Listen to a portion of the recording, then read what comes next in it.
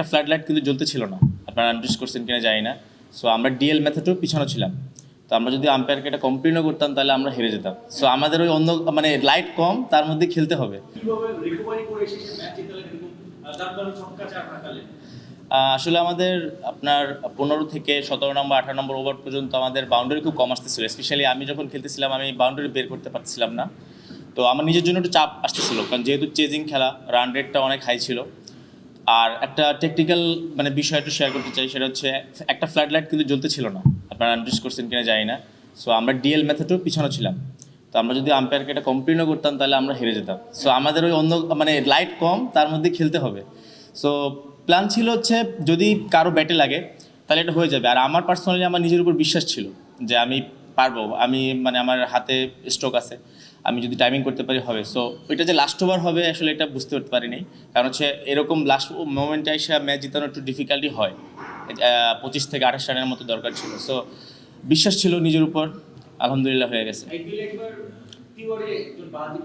জি খেলতে পারছিল না, যেতে পারছিল জি না, জি জি রান করতে তারপর আবার রিকভারি করে বেশ কয়েকটা ছক্কা মারে। আপনার নিশ্চয়ই কি ওরকম মনে হয়েছিল? হ্যাঁ ওরকম।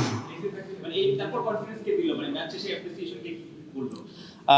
আমার সবথেকে বড় পাওনা হচ্ছে আমি নিজের ডিভিশনের জন্য হয়ে ম্যাচ জিতে পারছি। আর হচ্ছে আমরা যারা ইয়ং প্লেয়ার আছি তাদের জন্য এই প্ল্যাটফর্মটা অনেক ইম্পর্টেন্ট, কারণ হচ্ছে আপনার বিপিএলে দেখা যায় আপনার হচ্ছে ফরেন প্লেয়ার খেলে বা আমাদের ন্যাশনাল যারা বড় ভাইরা আছেন তারাই বেশি খেলে, আমাদের জন্য এটা খুব কম সুযোগ পাওয়া হয়।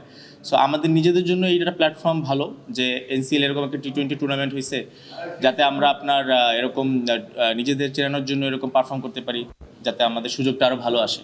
আমি বলে দারুণ 91 জি। পিছনে পড়ে গেছে সালমানের ফিফটিতে, বড় ভাই কিছু বলেছেন কিনা? না, তার সাথে কথা হয় নাই ম্যাচের পরে, কিন্তু তাদের থেকে আমরা শিখি।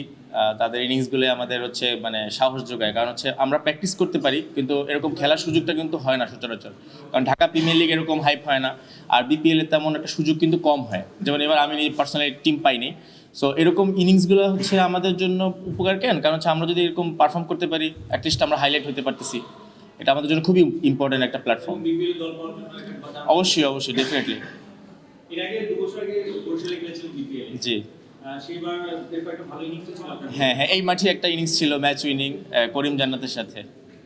2012 তে আপনার একটা ওয়ার্ল্ড কাপ খেলা, বিজয় লিটন সবাই মোটামুটি ন্যাশনাল টিমে খেলেছে। জি। আপনি পিছিয়ে গেলেন কেন? ফাইন্ড আউট করতে পেরেছেন? হ্যাঁ এটার একটা মানে মূল একটা পয়েন্ট আছে, সেটা হচ্ছে হলে গিয়া মানে আমরা যখন 19 থেকে বের হই, এটা নট অনলি আমার জন্য, প্রত্যেকটা 19-এর প্লেয়ারদের জন্যই ওদের দিকে একটা আলাদা ফোকাস থাকে। তো ওই মোমেন্টগুলো হয়েছে কি, আমার যদি আপনি জিজ্ঞেস করেন যে আমি পিছানোর কারণটা কি, আমি এভারেজ খেলছি। তো এভারেজ খেলাটা হচ্ছে আমাদের দেশে কী হবে, আপনি প্রতিনিয়ত প্রিমিয়ার লিগ খেলতে পারবেন বা আপনার ফার্স্ট ক্লাস খেলতে পারবেন, কিন্তু উপরে ওঠার জন্য যে পারফরমেন্সটা দরকার, ফোকাস পারফরমেন্স, ওইটা আমার কম হয়েছে। দ্যাটস ওয়াই আমি খেলতেছি সব লেভেলই কিন্তু উপরে যাইতে পারিনি। এটাই হচ্ছে আমার দিকে আমি পিছানোর কারণ।